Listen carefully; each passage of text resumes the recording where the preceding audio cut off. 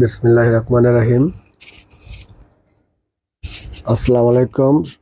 আশা করি সকলে ভালো আছেন। আজকে একটা ভিডিও নিয়ে আসলাম গ্রাম গ্রাম বাংলার একটা ঐতিহ্য মানে এটা একটা খাল, বিশাল বড় একটা খাল, 2 মালা ব্লক করা, কিন্তু খালটা কিন্তু নদীর সাথে সংযোগ দেওয়া। তো জিনিসটি দেখে আমার তো খুব ভালো লাগছে যে খাল আমাদের ঢাকা শহরের খাল, আর এই খালটা রাত দিন বেশ কম মানে হলো এই খালটার ভিতরে দিনের ভিতরে কয়েকবার জোয়ার আসে, কয়েকবার ভাটা আসে। জোয়ারে পুরোটা খাল ভরে যায়, ক্ষেত খামারে পানি দেয়।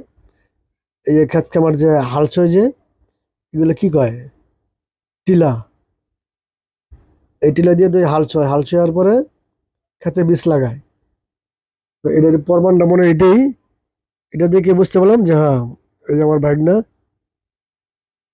ফাইম ফাইম বাবা আমার সাথে আছেন। তো যেটা বলতেছিলাম, এই খালটা আপনার গিয়া দিনের ভিতর কয়েকবার জোয়ার হয়, কয়েকবার ভাটা লাগে। এই খালের পানি দিয়ে মানুষ খালের পানি ব্যবহার করে, খাওয়া দাওয়া করে, রান্না বান্না করে, তারপরে গিয়ে গোসল করে। এই খালের পানি দিয়েই এত সুন্দর পরিবেশ। আর আমাকে ঢাকা শহরের খাল, আর কি বলবো, ঢাকা শহরের খালের খালের সামনে দিয়ে হাঁটানো যায় না। পানি ব্যবহার করবো দূর কথা, হাঁটানি যায় না। আর এই জায়গায় খালটা দেখে আমার তো খুব ভালো লাগছে। এরকম সুন্দর লাগছে যে এরকম খাল অনেক আগে ঢাকা শহর দেখছিলাম, যে আমাদের মান্দা, মুগদা, মানিকনগর দিয়া, ধলপুর দিয়া, গোলাপবাগ দিয়া, ধলপুর দিয়ে আমরা বুড়িগঙ্গে আসতাম অনেক আগে।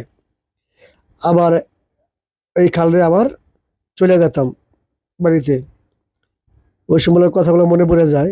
দেন খালটা কি সুন্দর, 2 সাইডে ব্লক করা, পাকা ব্লক করা, এই জোয়ারের পানি, এই যে মানুষ গোসল করতেছে, সুন্দর পরিবেশটাও খুব ভালো। তো যাক, অনেক ভালো লাগছে। এই ফাইম মামা আসো। তো যাক, এই পর্যন্ত ভিডিওটা আর বড় করলাম না, এই পর্যন্ত রাখি। আশা করি ভিডিওটা খুব ভালো লাগবে, আপনারা সবাই দেখবেন। যদি ভালো লাগে কমেন্ট করে আমাকে জানাবেন যে কিরকম লাগছে। আমি এছাড়া ভালো ভালো ভিডিও আপনাকে দেখার সুযোগ করে দিব। আল্লাহ হাফেজ, সবাই ভালো থাকবেন, আমার জন্য দোয়া করবেন।